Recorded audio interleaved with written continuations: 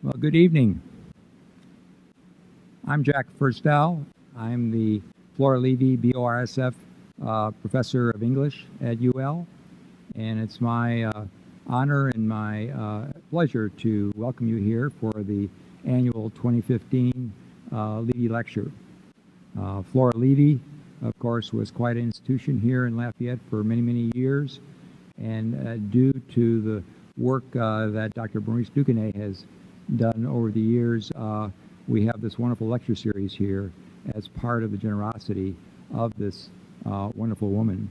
I have the pleasure, first of all, of introducing the members of the Rodrigue family who are in the audience at this time. And I would like to invite Andre and Jacques, George's sons, to come up to here. We should also mention that their mother is in the audience, and Veronica, and I think Jacques' wife is also out there, and as well. Mallory, where are you? Okay.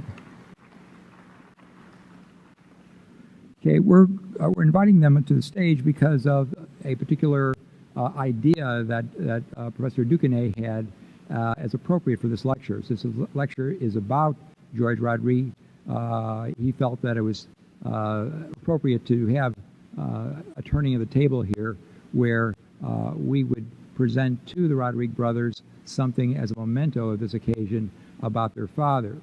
So Professor Duquesne asked a local artist, Janine Collins, a very talented artist from New Orleans, who's lived in Lafayette now for over 40 years and who's got several members of her family who are UL grads, to do an original portrait of George Rodrigue. And we have a copy of the print that we plan to now present to the Rodrigue brothers as kind of a memento of the occasion. So if you would move over here to where the easel is.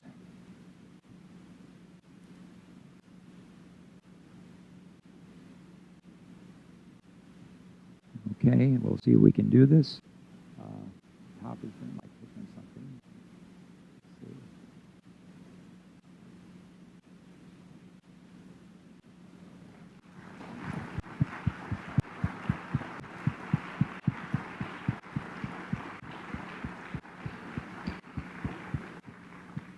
Really very beautiful painting that was done by Ms. Collins in really quite limited amount of time to do it. So this is yours, and we hope that it will bring a lot of joy to you. And thank you, Dr. Duquesne, for this idea. This is wonderful. Yeah.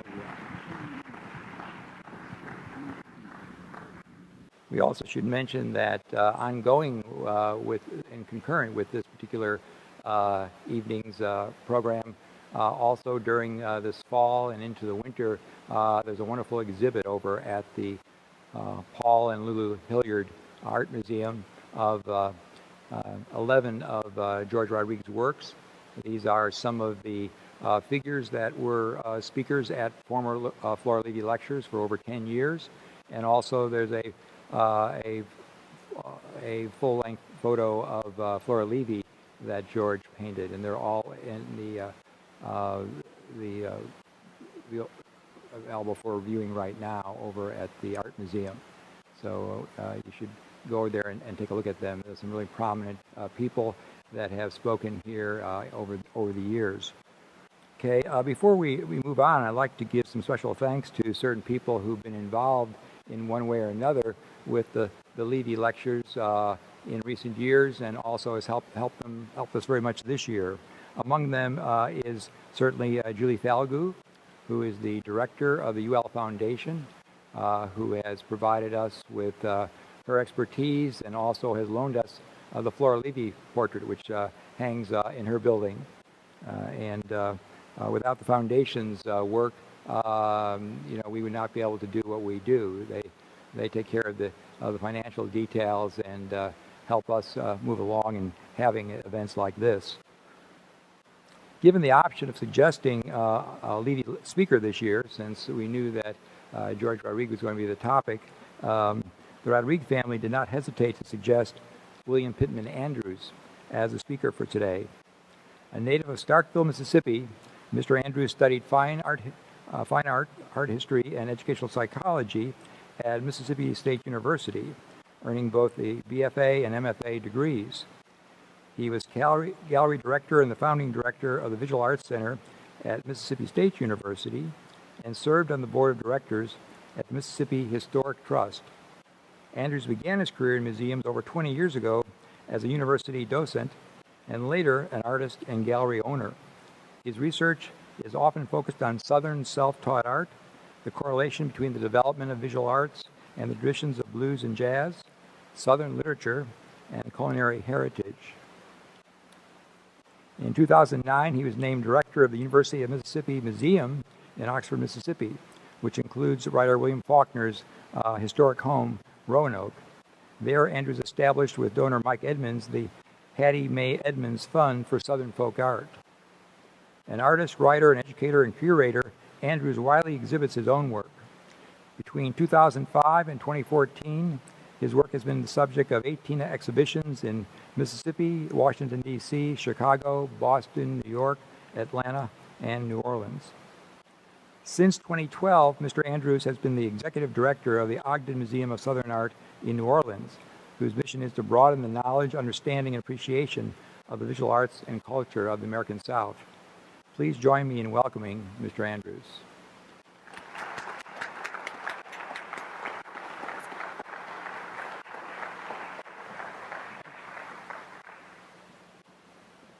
Thank you very much for that warm welcome and for the introduction. Very happy to be here. Very happy to have been invited to give this lecture.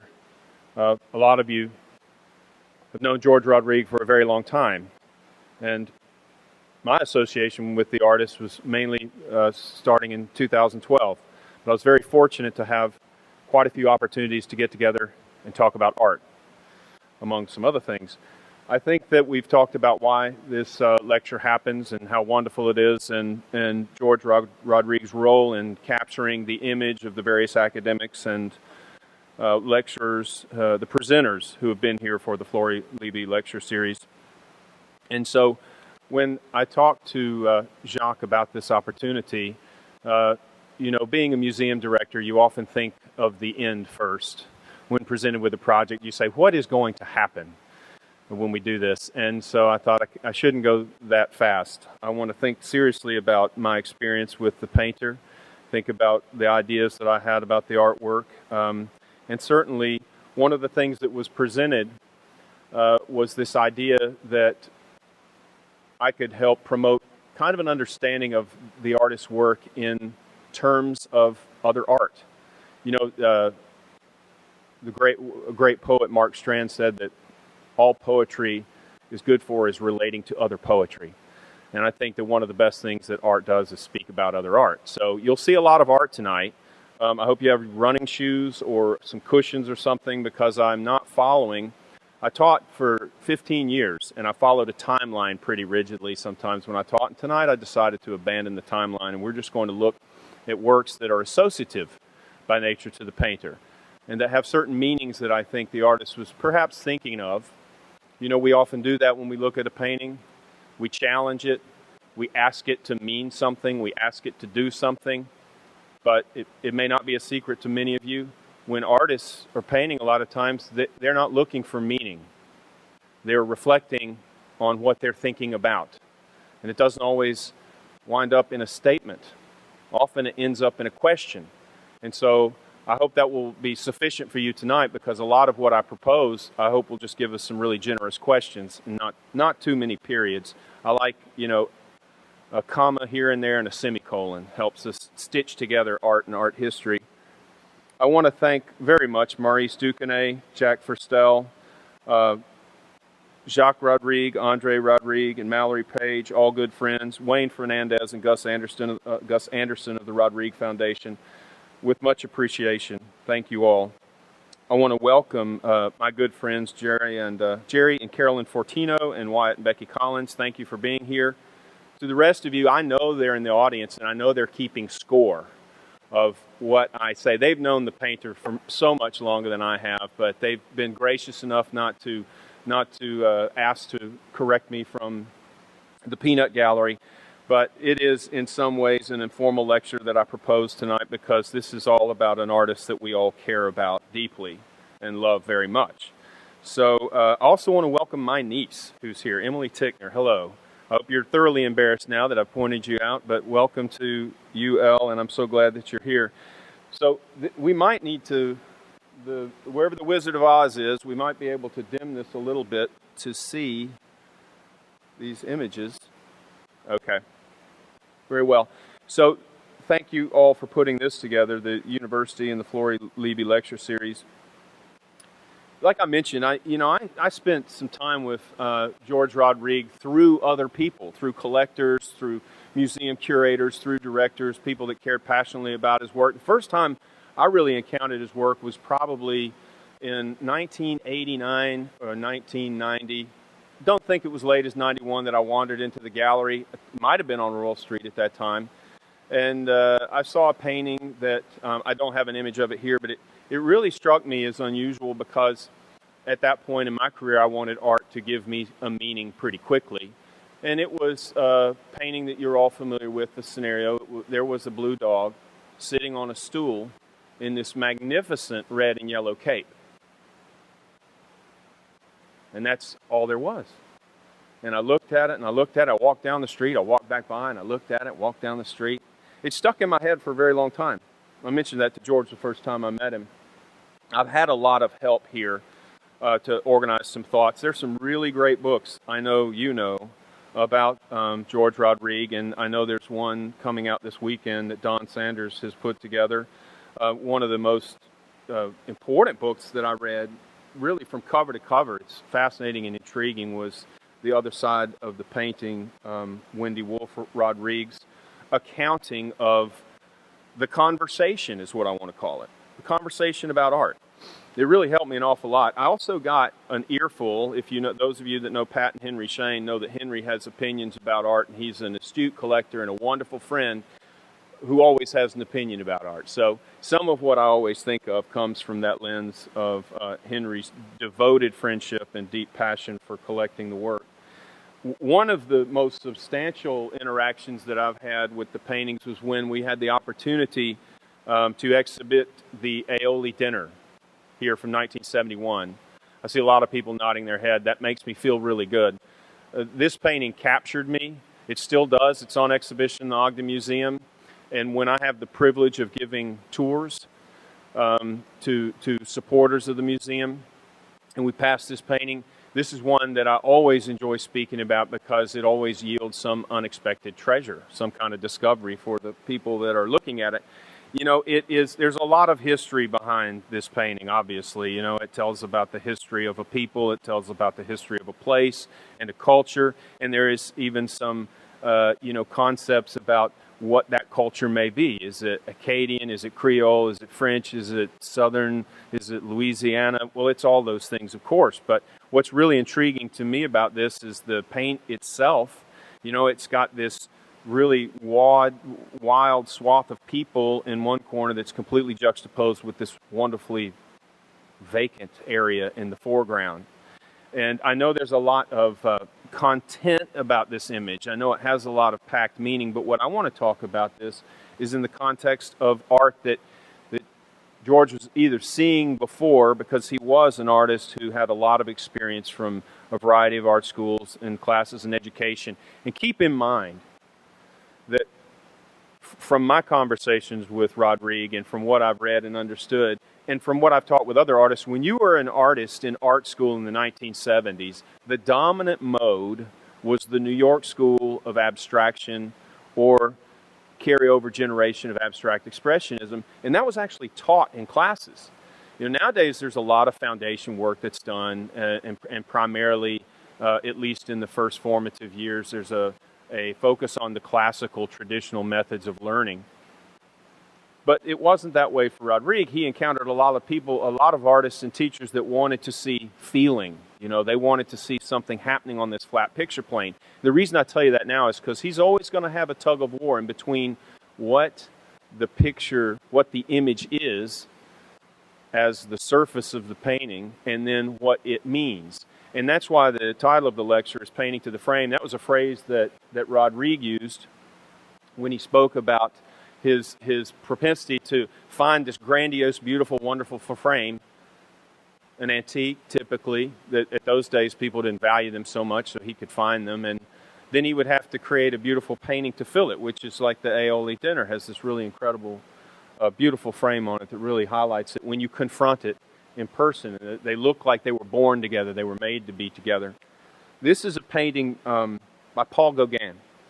And I'll explain in a minute why Paul Gauguin comes to mind. This landscape, if you look at the two of these landscapes, what really struck me when I was researching is the similarity in the color palette. You know, these are both very gray and green paintings. They're very somber, they're very earth-like, and they're very place-like. They speak of a place in an emotional tone, in a mood, in a setting that really is not achievable in another way. You can't really do it through construction. I mean, some of the uses of the foreground and the background are a little bit similar. Some of the construction and the brushstrokes maybe can be create some of the same things. When I was reading in the other side of the painting, there was a quote from Gauguin that was instrumental enough to put in there. It said, "The history of modern art is also the history of the progressive loss of art's audience. Art has increasingly become the concern of the artist to the bafflement of the public." What that means is, you know, through time, art has become more about this object that's created, exclusive of yours or mine interpretation, understanding, or even feeling about it. And that quote was attached to by Rodrigue. I think he understood that. I like to include portraits of the artist when possible. This is Gauguin. I don't know where his pants went. This is a photograph taken by Alphonse Mucha, and Gauguin is playing the harmonium in Mucha's studio on the Rue de la Grande Chaumière in Paris, 1893. And what Gauguin was really known for, he was a symbolist. He was born in Paris. He lived in Orléans, which is wonderful because of the connection, obviously, to New Orleans. He was really notable for his influential style of expressive use of color, and he, as a symbolist, he had been influenced by primitivism, and he, you know, lived in France. Unlike a lot of artists, his career took a different path. He was a young man that became a stockbroker. The stock market crashed, and so he became a painter. So he kind of ran away from the circus to join the zoo. And these two paintings, they're not here to show just because they have dogs in them. They are to show, and these are a few years apart. This is from 1892 and this is from 1898. The painter, Gauguin, also lived in Peru, and he was 7 years old when he moved to Orléans, and he left for Tahiti in 1891 because he was fed up of the proper society.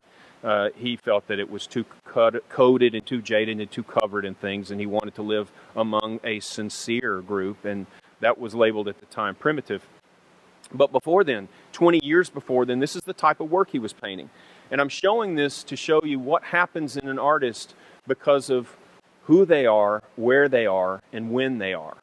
And these things are never static, because an artist is reacting, the painter, George Rodrigue or Paul Gauguin, is reacting to what they're seeing and where they're living and how they are living in that place every time they do it. So how is this in the forest of St. Cloud of 1873 so similar to Rodrigue's Cabin with Oak of 1969? This is a dark painting. It's a really moody painting. There is not a lack of detail in this painting. It's a lack. It's not a very high chromatic exchange in the image. And here's Paul Gauguin's Martinique landscape from 1887. Martinique was the Paris of the Caribbean. Perfect. You know, and it was under French rule. I guess it's still French. And it relates, in my mind, to Louisiana because, as we like to say about New Orleans, it is the westernmost Caribbean city in the world. And then here's Gold, Louisiana Oak from 1970. This is a really bravura painting, and despite Rodrigue being more interested in the Renaissance painters than the New York school, he got something from those teachers or maybe other students who were making these bravura brush marks and creating something out of paint. One thing that I read that was very interesting was this concept of the foreground and the tree and that space in between was really what he was interested in painting. Yes, the tree itself was important, but it could be any tree or it could be no tree. There wasn't a specific reference. It wasn't a notebook full of tree sketches necessarily, or a photograph, or a plein air image of a tree. This was something that he carried this with him, inside him. And it's very similar and very interesting to me that you look at the Turner, the great English painter Turner, who was really chastised and castigated for making these sloppy messes of a landscape, is what people said. And how, close they are in sentiment. Because this is an artist here who's understanding that a painting can transmit a feeling about a place. And at the museum, being the Museum of Southern Art, one of the things that we explore all the time is this concept of a sense of place. We've decided that artists, better than anyone else, all the artists, the literary artists, the poets, the musicians, especially the chefs, they all capture this concept of sense of place. Here's a very large painting, over 4 feet by 5 feet, that really gets this place and the concept of painting to the frame. There's the painter in his studio. I think it's a wonderful image to see the painter against the sense of scale, and look at that gorgeous frame. The idea that he was going to create something monumental and a statement that would be wed to this thing, this frame, that would become a portal. Very, very long time ago, frames became de rigueur in paintings to make them more like windows. That's what pastoral landscapes were all about. Here's another Gauguin. So this is the type of painting that he was more famous for. This is from 1891, translates to Woman with a Flower. And then, just as I'm combing through my images, this Jolie Blonde painting from 1974 popped up. And there are some similarities, obviously. There's this powerful use of color, even some of the same tones in the palette. I wouldn't suggest that Rodrigue was looking at Gauguin, but I know he knew Gauguin, to be sure, and they were searching for something similar. Gauguin had moved to Tahiti to find a people whose inherent goodness and attachment to their culture and their land was his subject matter. And the Jolie Blonde, of course, is a mythical figure, and it comes from, this is 83 years, by the way, after the Gauguin portrait. Comes from this great ballad that was written about this Texan outlaw's lost love. Paul Gauguin, Mano to Papau, the spirit of the dead keep watch, from 1892. Don't they keep watch? From 1988, this is Man's Best Friend. And I wasn't attacking any of this chronologically because it is like playing pinball. There's so many things as I went through the research that made sense resonating in a nonlinear fashion.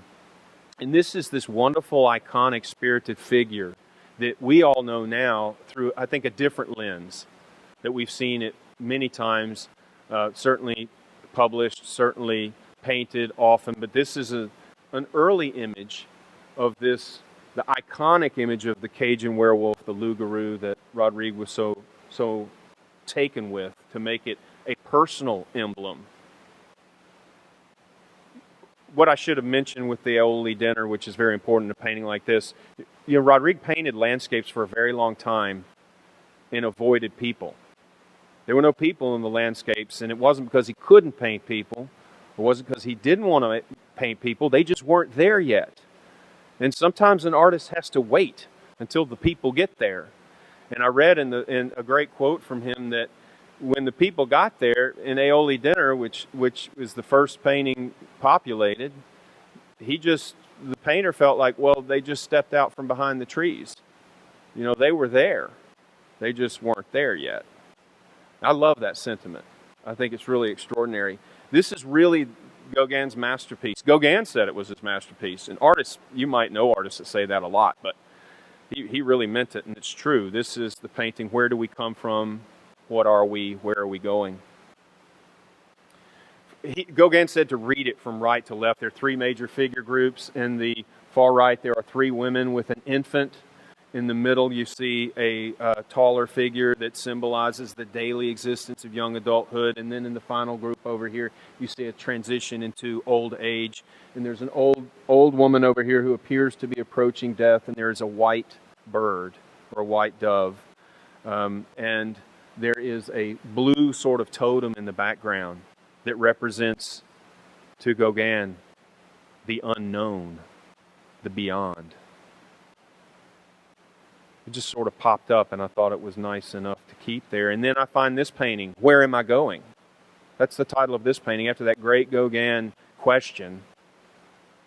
This is from 2012, by 20 and 24. And this is where, when I get the sense of looking at this painting, the image of this blue dog begins to relinquish its surface quality, and it becomes something else.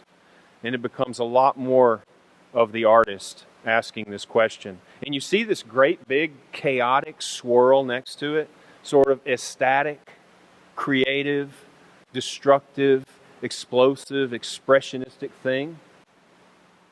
I know these post-impressionists all hung out together. You know, Gauguin and Van Gogh had a house in Arles, France, and Van Gogh had written to Gauguin and said, I have a little home, and it's very inexpensive, and if you come, we can start an artist colony.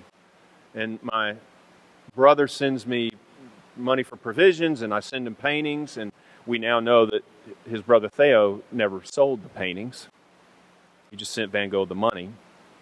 And it was an argument between Van Gogh and Gauguin that caused Van Gogh to take that terrible act against his own ear.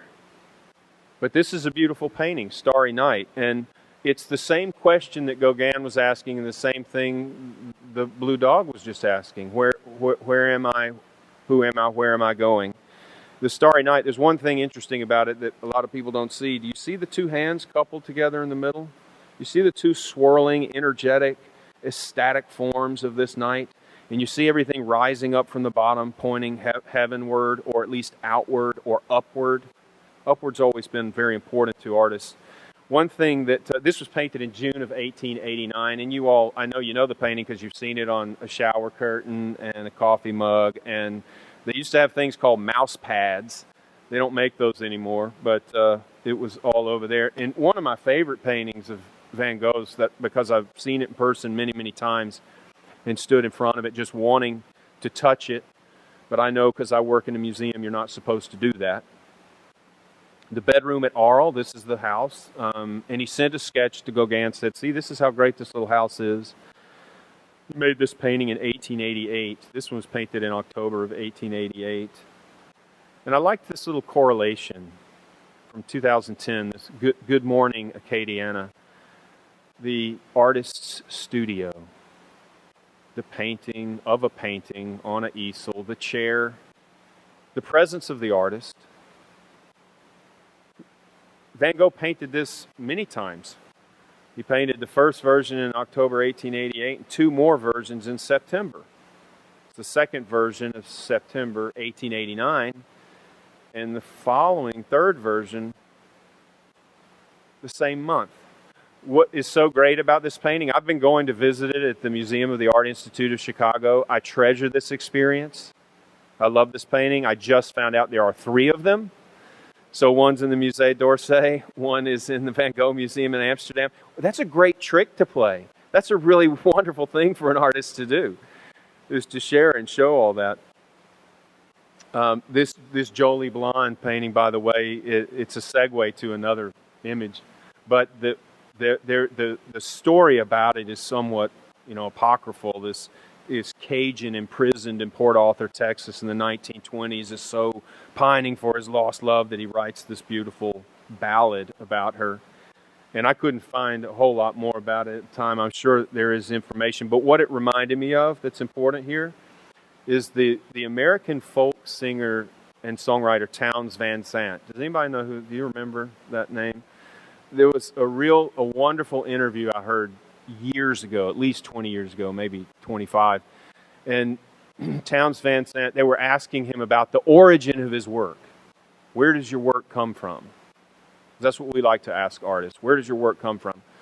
And he told them this story. He said, well, you know, I hear my grandmother singing and humming tunes, and that's where a lot of my tunes come from. But this is how it works. I was in my grandmother's home, and I was working around the house, and all day I heard her in the kitchen. She was humming. In the laundry room, she was humming. It was a beautiful, beautiful song.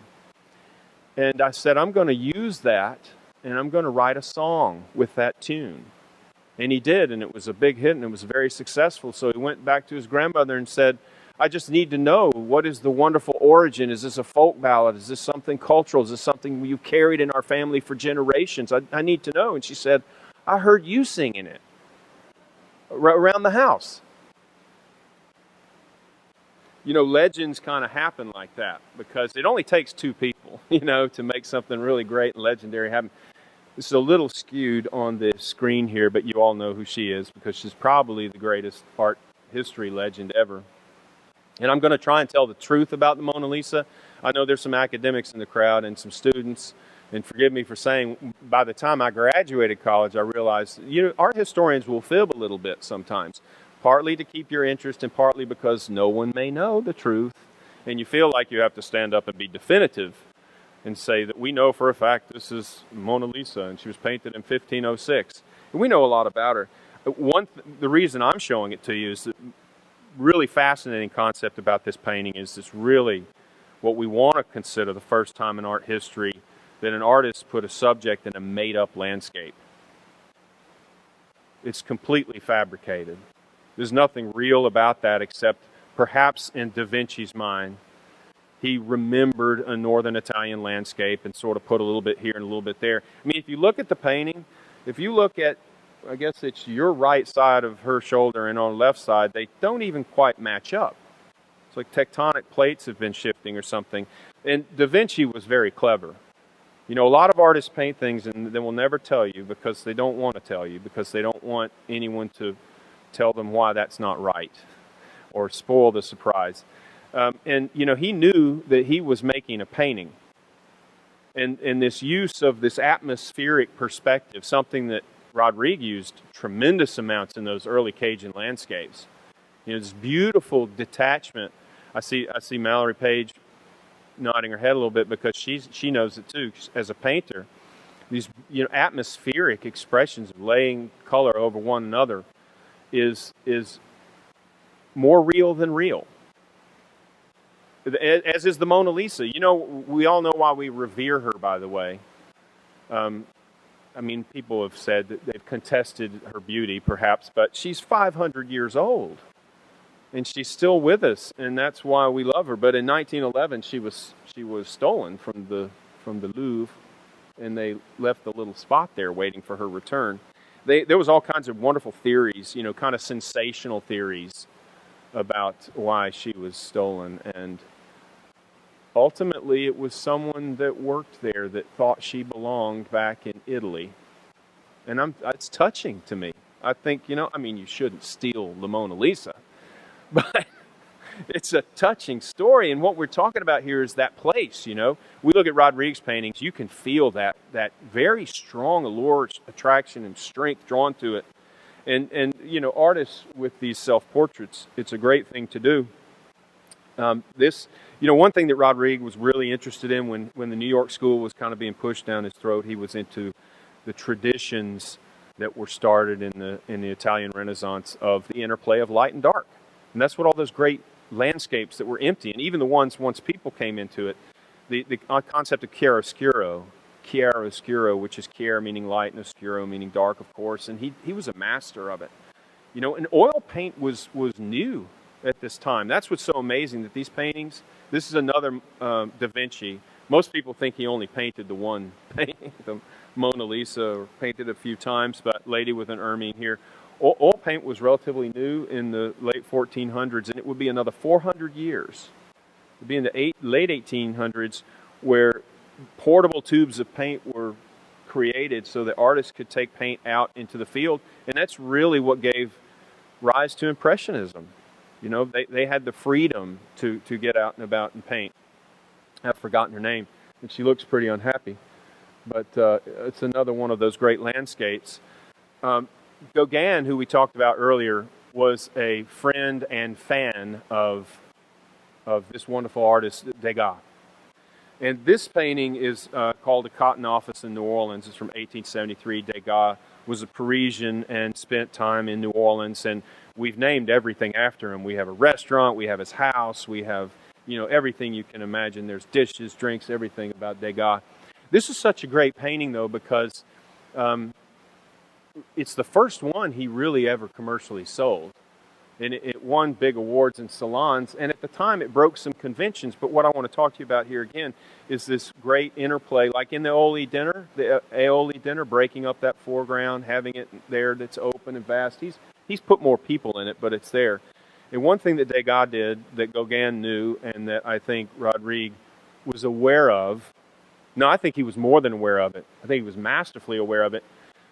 One thing that Degas really railed against, he painted so many of these ballerina paintings. And I'm showing you this because what has interested me the most in the research about Rodrigue and his connections to so many art historical movements, periods, and styles is that an artist will find a thing and they'll stick with it. And it's not because it's the thing. It's not because Degas loved ballerinas so much. He thought they were incredible artists, that they sacrificed a lot, but he could have painted anything. He painted the hat makers, he painted the Day at the Races so many times, and it's not that Rodrigue thought that painting a blue dog would hold everything that it should, but it could. And so an artist like Degas would just endlessly go through these opportunities to paint because he was after the painting. He might have been after a ballerina, I don't think so. I think he was after the painting, and this is a really good one to show you. One thing that was happening in this time is art moved, it was more prolific, more progressive, it was happening. And a curious thing happened with viewers at the time. They started looking a little bit less at paintings. And Degas really felt like, if I'm going to spend all this time working, laboring over this, I want you to spend time looking at it. So he created these really masterful compositions that literally shove you all over the picture plane. You've got to look here, you've got to look there. Her leg pushes you right out the window. It didn't even hurt because your eye comes around that big expansive space and comes back to the violinist whose bow is almost touching the ballerina. And he does it here too. Get rid of the watering can for a minute. You can put your thumb over it or hold, close, what do you have to do? That painting dies without the watering can. The watering can exists to make the painting come alive because he knew how to activate the visual playground of the picture plane. And really, they're beautiful paintings. We all know that. But it didn't have always as much to do with the ballerinas. Box for a Cool Cat. This painting is I had some others that I wanted to edit because I was trying to keep this lecture under 4 hours.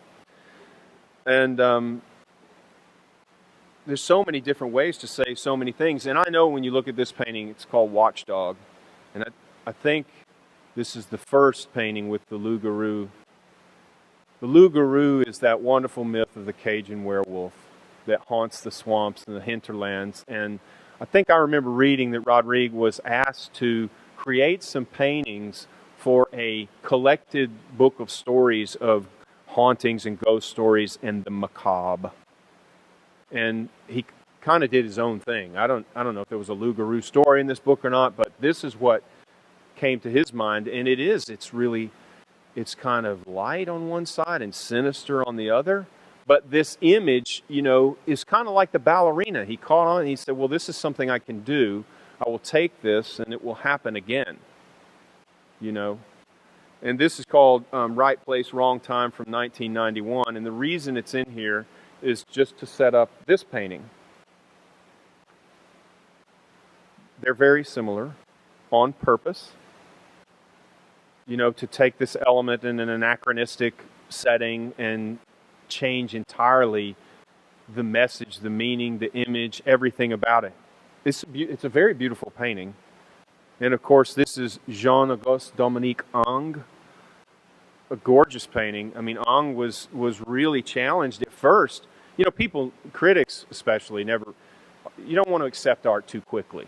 You know, you got to put it through its paces and make sure it's doing the right things. And Ong, even though he was a fantastic painter, it wasn't quite as idealized, perhaps. He wasn't as appreciated until someone finally had the sense to understand that his imagery was beautiful, his technique was beautiful, what he was trying to do as a painter was beautiful. This is called the Turkish Bath from 1862. It's also in the Louvre. And this is another painting, Le Grand Odalisque, and this is a subject that's visited more than once throughout art history. Many painters have made the topic of the recumbent female figure. This is called Wrong Century, which I think is what we call nowadays a mashup, right? You take two seemingly incongruent things and you put them together, although this one seems to make sense. But where I'm going with this is that the placement of the blue dog is very specific in this painting. I'm not being naughty. It's really right in the center, right in the middle, but it's between you and the figure's between you and the background. There's a reason that's so important, but we're going to take a slight detour to Cézanne, because, you know,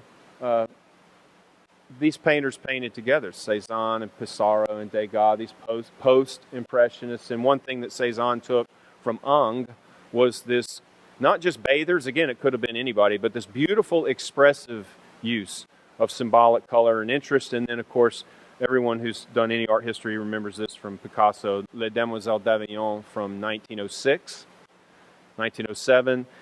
You know how Gauguin was interested in the primitivism of another culture. Well, Picasso was the greatest art thief of all time. He used and cycled through every possible convention, history, tradition, period, and style, and took only what he needed and was endlessly inventive and created this great pantheon of imagery. And this happens to be, you know, this was really ostracized as being a terrible painting. This was painted in 1907, and as late as 1933, when the Museum of Modern Art in New York acquired the painting, the director had been trying to get it for years, but couldn't raise the funds for it because nobody wanted to buy a painting that they thought was this ugly. One of the trustees said, well, after they voted and acquired the painting, trustee said, I wish I could put my foot through it. At least we could get the insurance money for it. That's how strong the tempers were about this type of work as late as then. And this is beautiful influence of African masks. There's that great painting in one of his great frames. Going back a little bit to Ong, this is a painting simply known as The Bather from 1808, but I'm going to jump almost a century to Man Ray. And Man Ray was an American-born artist who lived in France, and he was one of the group of Dadaists. And from my reading, I understood that the Dadaist was someone that Rodrigue understood and knew, and even said about his own work, the idea is the only thing that matters. And that's what really the heart of the Dadaists were. They were kind of irreverent because of things happening in the world with change and what they were trying to do with their artwork. But what Man Ray did was he was very much inspired by Ong's work, and he photographed a model, and this reminded him of a musical, instrument, a cello, and so he made this photograph of the woman. Then he printed the photograph, then he painted the little F holes on the back and rephotographed it. He just wanted to make this image because this is like a visual metaphor, It's much easier seen than explained. So he just made this, but what was so intriguing is that he took the original Ong, it happened in his mind, he made the image in his mind, then made the photograph, then painted it, then rephotographed it to make this. This was very new in the world of art, that there would be carryovers and there would be steps away from the original, and that each one had a remark and there was something to say. He also made this very interesting work. It was called The Indestructible Object, or Object to be Destroyed. And he made it in the 1920s, and then it was destroyed, so he made it again in 1963. He made it first in 1923 and 1963. And this was really cracked open the whole concept of conceptual art. The idea that what it was not as important as what it is, what it meant to be, what the concept was, what the idea was.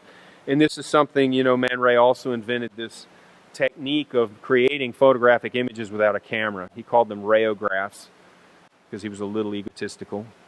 People call them photograms, but he did come up with this great technique of solarization. And solarization is very simple. In the process of developing a photograph, you turn on the inside the darkroom, turn on the lights for just a second, and it captures both positive and negative aspects of the image, and it gives it this really beautiful shimmering quality. He was also a painter. This is called love, aptly. But the reason that I'm bringing that up is because I was looking at this series of works by Rodrigue, and I keep seeing, first of all, he had this incredible tenacity to take an idea and just absolutely run with it and just go to the limit. And that's what artists typically do. They don't show you what they've broken. They don't show you what they've gone through. They don't stop at the finish line. Artists keep going and going and going, and that stuff past the finish line you may never see. They're going to share and show the things that they celebrate as successes. But this series of swamp dogs, very interesting. First of all, because it was a new technique with ink and varnish printed on aluminum. But by the time that Rodrigue is getting around to using technology like the irreverent Dadaists did, sort of incorporating whatever happened, solarization has become a digital filter. It's a thing. I mean, that's Man Ray's invention can be evoked with a button. And he did a lot of these, and what I liked about it, these are photographs of the Atchafalaya Basin, and then he superimposed the blue dog, which has by this time become a motif of sorts, but it's still the loup-garou, it's still the Cajun werewolf. Yes, it's been in I remember the Absolute ad. That was a beautiful ad, a very smart thing to do, but this is also still the artist's thing. And Man Ray knew a lot of artists. He took this great photograph with Salvador Dali here. And I include this mainly because I think both Jacques and Gus and Wayne have all told me that Salvador Dali was Rodrigue's favorite artist. And I totally understand that because I've been entranced with Salvador Dali for a long time. And this is perhaps his masterpiece, The Persistence of Memory from 1931.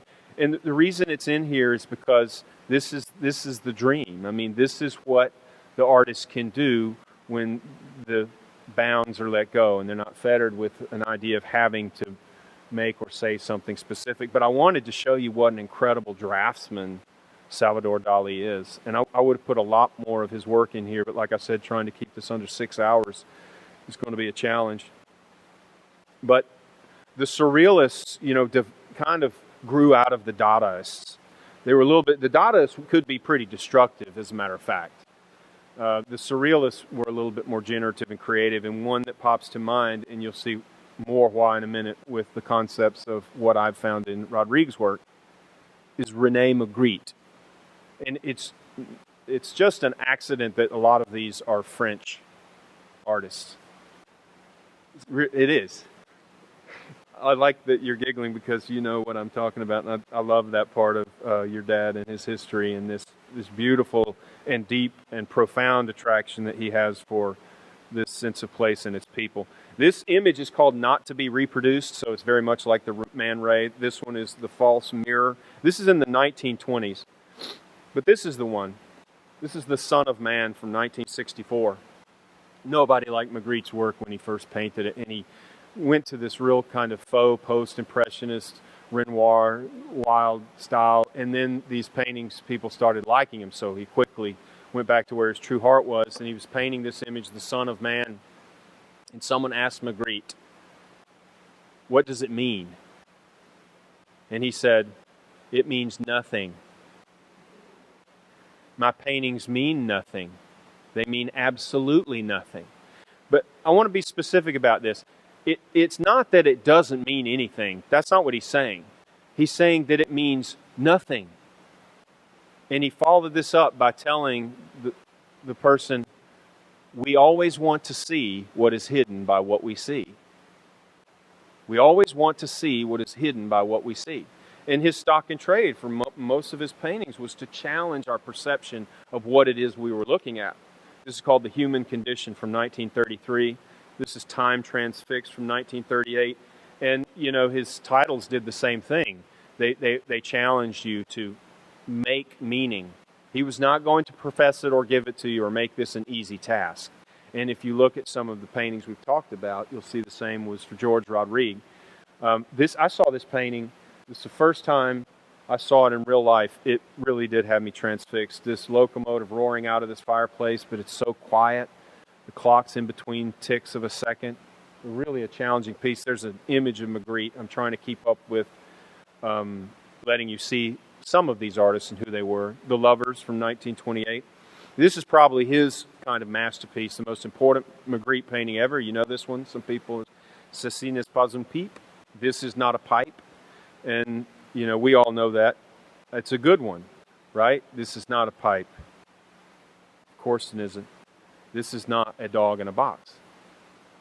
That's the title, but that's not what this is. And what some of these do, and I'll go show you some more later as we marathon to the end, that we always want to see what is hidden by what we see. Dependence from 2002. I include this because it was, you know, this one is in the Rodrigue Foundation office. One of my favorite paintings, and it's because it's 4 separate canvases that make up an image. And I happen to like the way it's painted. All the colors are very tonal and very flat, very purposeful, very bold. And this is something that combines a lot of what I think the artist was responding to everyone else's labels. You're a pop artist, you're a surreal artist, you're a naive artist, you have some primitivism, you're, you know, contemporary, you know, all of these different things. And I think this was surreal and abstract. The things that you didn't always relate to the artist, you know, because he goes back and he's painting this loup-garou over and over. And then this piece, there was a great quote that I read of his. When you're looking at all these paintings, and he did lots of, you know, the landscapes and the people and the history and the tradition, and a lot of people know him for this line of work. It wasn't really parallel, but it wasn't really perpendicular either. But he said, I refuse to predict what I'm going to paint next. And for me, because, I don't know if you think it's predictable or not, this was not predictable to me. This is called Greenfields from 2013. And I think 2009 to 2013, the artist did a lot of these. And hence the title for the lecture. These frames were something that he discovered that he really liked and painted to make a statement about the type of work that he was making at the moment. It's pretty complex. It puts a lot of different things together. There's Man's Best Friend. You've seen that one again. This portrait, to me, was important to include because there we see finally the artist is the subject. The artist is the blue dog in this, right? I mean, that's not too hard to miss. And it's an emblematic representation of the artist. They always have to do that. This one I wanted to include because I think it's an important segue. This is George Rodrigue's response to the 9/11 terrorist attacks, and there was a really beautiful passage about, you know, staying up all night to paint this, not understanding what it was he was going to paint and all the ways he could paint it, and then he made this. And you all are familiar with the family and the foundation, and they do a lot in the communities where they're invested. And this was something that Rodrigue did and reproduced, and ultimately raised over $500,000 for the American Red Cross. So, you know, art's a funny thing. Sometimes it has no purpose and no meaning, and then sometimes it really has a job to do. But the last bit that I want to talk to you about was a complete surprise to me. I thought I had known the artist's work for years. I certainly have looked at all these books, and in preparing for this, I read a lot of them. You know, where did this come from? This is a 2002 painting. I thought I already knew that this was an artist who made landscapes or painted the history of the Cajun people and their traditions, or maybe painted surreal and pop and sometimes primitive paintings evoking the evolution of this loup-garou, or this emblematic dog that sort of evolves and is not about the dogs the same way it's not about the ballerinas. And there's this great abstract, swirling, powerful mass of imagery. that of course reminds me of the same conversation that Van Gogh was having in Starry Night. Here's another one called Hildegard, is the title of this. And there's the artist in his studio making this painting.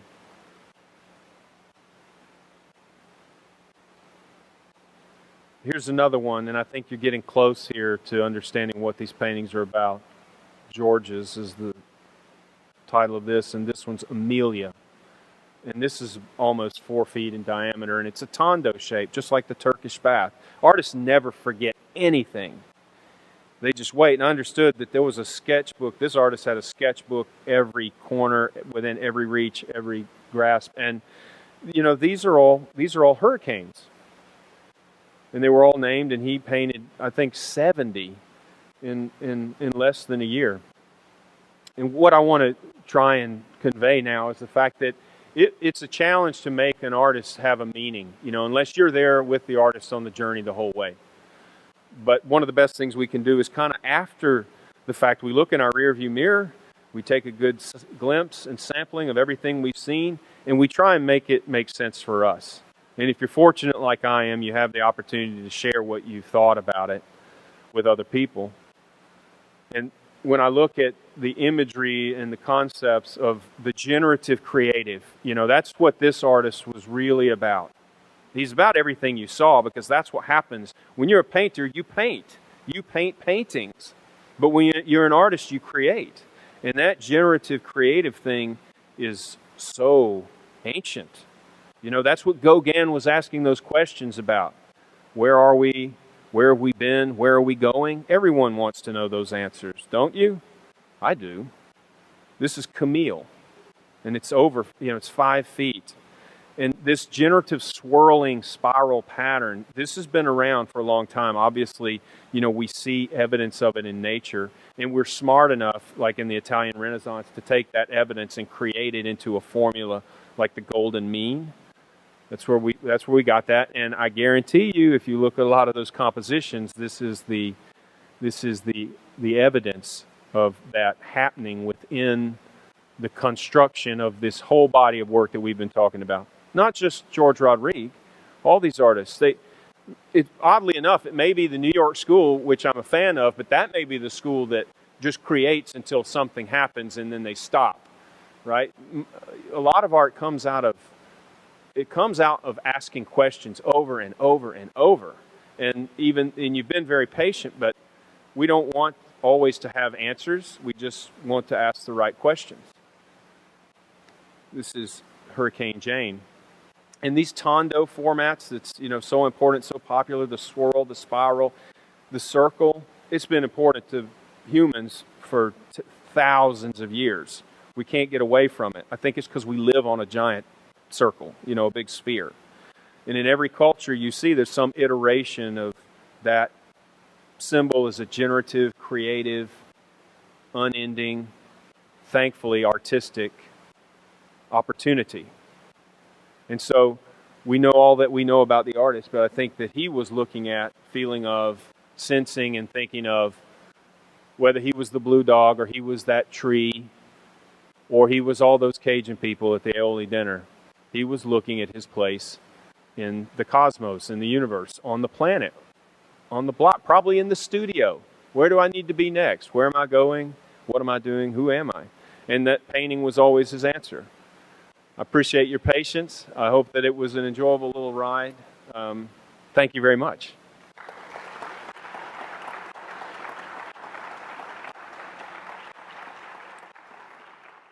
Thank you so much for a fascinating journey here. We want to end by, I'm asking a colleague of mine, Charles Richard, to come up here now, and he is going to read to you a short remembrance from Dr. Maurice Duquesne in his association with George Rodrigue.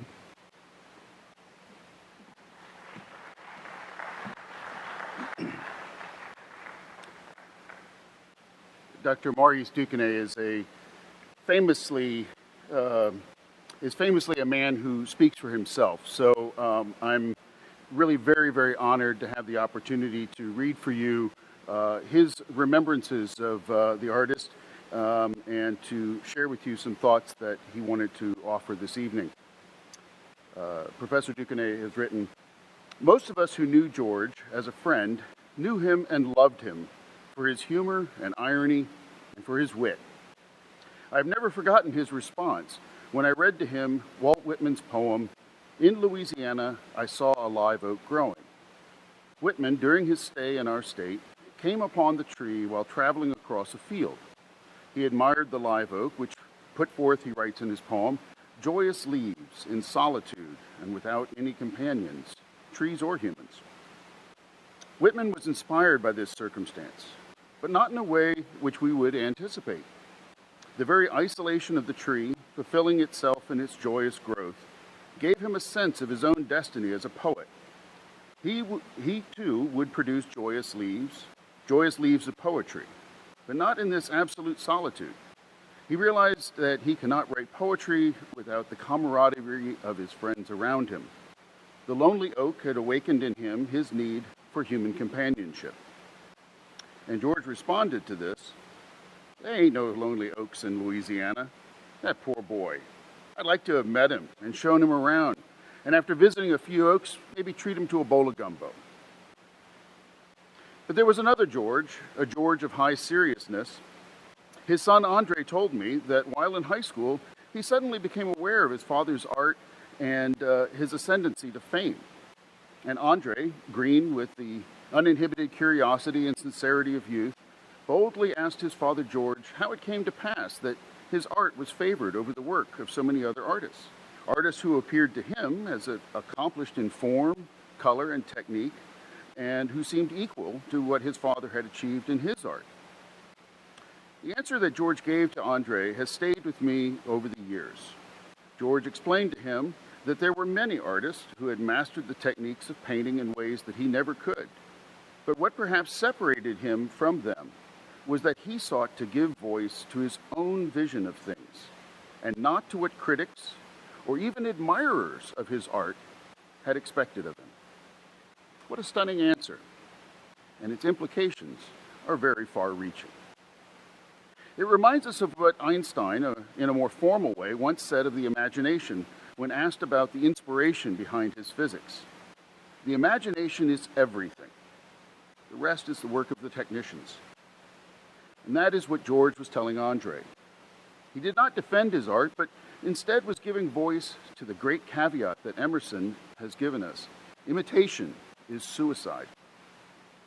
And though he would have been amused at being placed in the company of Emerson, he would have us all follow the great Emersonian imperative, trust thyself. Now, once in a high-spirited outburst and uncontained rhetorical display, following several glasses of Mogan David wine, I gave a sermon to George, preaching that celebrity, power, and wealth were the three vampires that would destroy our civilization. Now, I declared all of this when George was a celebrity, and when he was wealthy, and when he had power. George responded quickly and succinctly, saying, only when they have vampirized the imagination. He was telling me what he had told Andre, but not in the same fatherly context.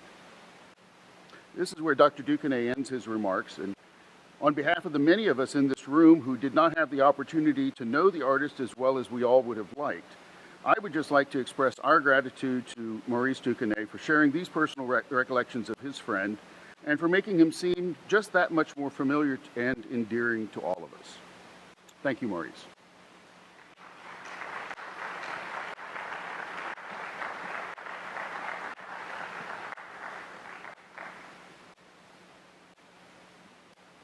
Well, that concludes our program for this evening. Thank you for coming, and I hope you enjoyed our speaker and our comments made by Dr. Duquesne. Have a good evening.